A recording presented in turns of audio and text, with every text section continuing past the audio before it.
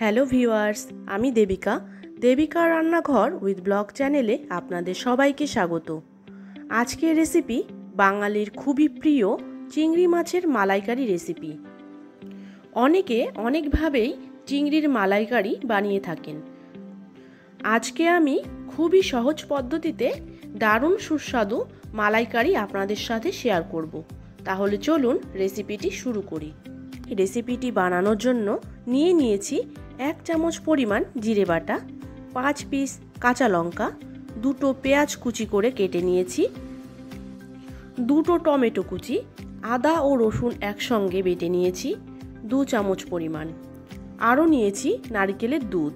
নারকেল কোড়ানোর পরে হালকা গরম জল দিয়ে মেখে দুধ বের করে নিয়েছি।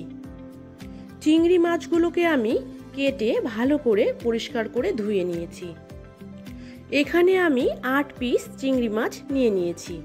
এবার কড়াইতে পরিমাণ মতো সরিষার তেল দিয়ে দিচ্ছি। তেল গরম হয়ে গেছে।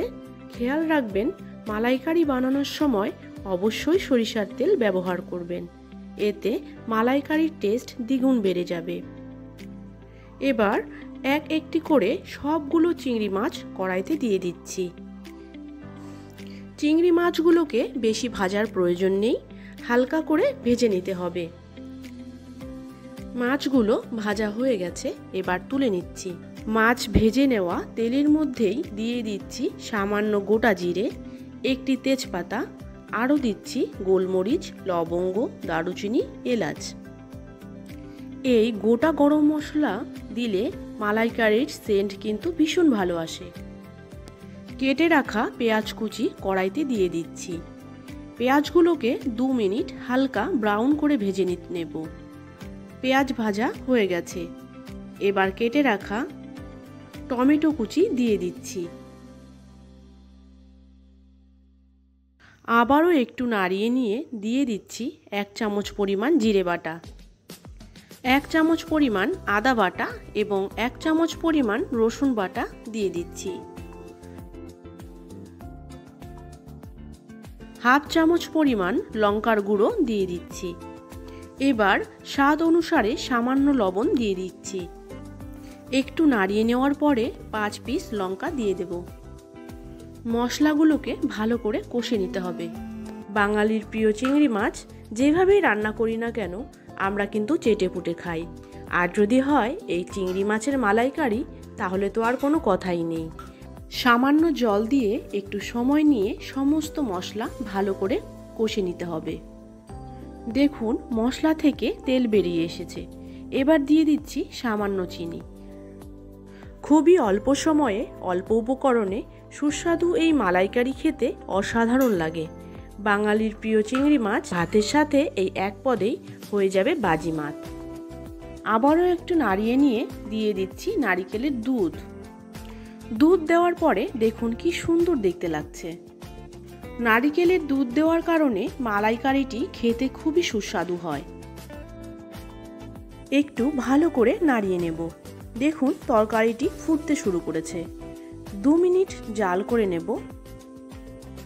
2 মিনিট পরে দিয়ে দিচ্ছি ভেজে রাখা চিংড়ি মাছ।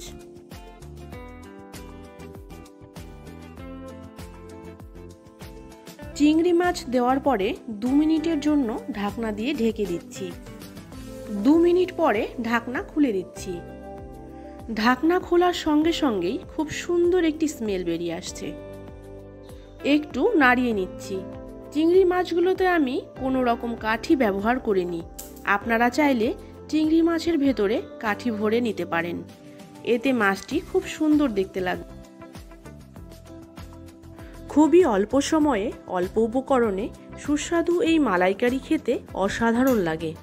বাঙালির প্রিয় চিংড়ি মাছ যেভাবেই রান্না করি না কেন আমরা কিন্তু চেটেপুটে খাই, আর যদি হয় এই চিংড়ি মাছের মালাইকারি তাহলে তো আর কোনো কথাই নেই।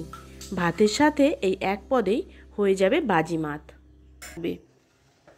এখন দিয়ে দিচ্ছি হাফ চামচ পরিমাণ গরম মশলা গুঁড়ো। মালাইকারির গ্রেভিটি ঘন হয়ে এসেছে। এবার দিয়ে দিচ্ছি 1 চামচ পরিমাণ ঘি। ঘি দেওয়ার কারণে দেখতে খুবই লোভনীয় লাগবে এবং খেতেও খুবই সুস্বাদু লাগবে। চিংড়ির মালাইকারি রেসিপিটি কিন্তু আমার একদম তৈরি। সুস্বাদু এই রেসিপিটি আমার মতো করে একবার হলেও বাড়িতে তৈরি করুন এবং কমেন্ট করে অবশ্যই জানাবেন। রেসিপিটি যদি আপনাদের ভালো লাগে তাহলে অবশ্যই লাইক, কমেন্ট এবং শেয়ার করে দেবেন। আর আমার চ্যানেলে নিত্য নতুন রেসিপি পেতে অবশ্যই আমার চ্যানেলটিকে সাবস্ক্রাইব করে দেওয়ার অনুরোধ থাকলো। পাশে থাকা বেল আইকনটি অবশ্যই ক্লিক করে দেবেন, যাতে আমার রান্নার ভিডিও নোটিফিকেশন খুব তাড়াতাড়ি আপনার কাছে পৌঁছে যায়। দেখা হচ্ছে অন্য কোনো একটি নতুন রেসিপি নিয়ে। সবাই খুব ভালো থাকবেন, সুস্থ থাকবেন। ভিডিওটি শেষ পর্যন্ত দেখার জন্য অসংখ্য ধন্যবাদ।